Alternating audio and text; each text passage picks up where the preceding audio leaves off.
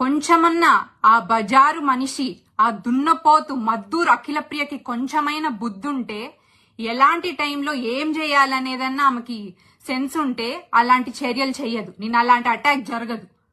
మా ఇంటి పైన రెక్కి నిర్వహించి మా నాన్నని చంపాలని చెప్పి మనుషుల్ని హైర్ చేసింది. ఒక లో గ్రేడ్ మైండ్ సెట్ మెంటాలిటీ బజారు మనిషి అయిన దున్నపోతు అఖిలప్రియ చేసింది ఈ అటాక్స్ అన్ని. ఎక్కడా జరగదు అలాంటివి. బజారు మనిషి దిగజారింది. అలాంటి మాటలు దానికి తప్ప, ఆ బుర్ర దున్నపోతుకి తప్ప దేనికి రావు.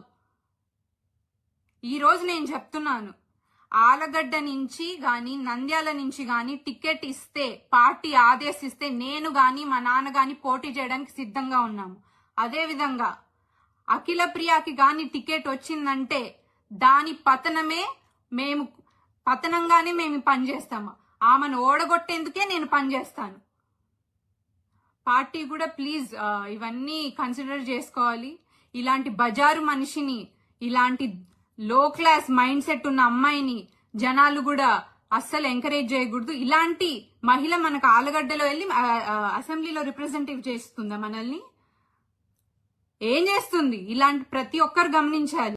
అండ్ ఇంకోటి, పాదయాత్ర చేసేటప్పుడు పిల్లాడు లేడు, ప్రెస్ మీట్లకు వచ్చేటప్పుడు పిల్లాడు లేడు, ఇప్పుడు అరెస్ట్ చేసేటప్పుడు మాత్రం పిల్లాడు వస్తాడు సంఖకి. ఎందుకు? సింపతి. ఉమెన్ కార్డ్, ప్రతి దానికి ఉమెన్ కార్డ్ ఒకటి వాడుకొని నువ్వు ఇష్టానుసారం ఏదన్నా చేసుకోవచ్చని బరిదగించి తిరుగుతున్నావు. నువ్వు అసలు ఒక ఆడపిల్లగా పుట్టడం కూడా మేము ఉమెన్ అని చెప్పుకోవడానికి కూడా మాకు అసహ్యంగా ఉంది. అలాంటి ఒక నీచమైన బతుకుతున్నావు నువ్వు ఈరోజు.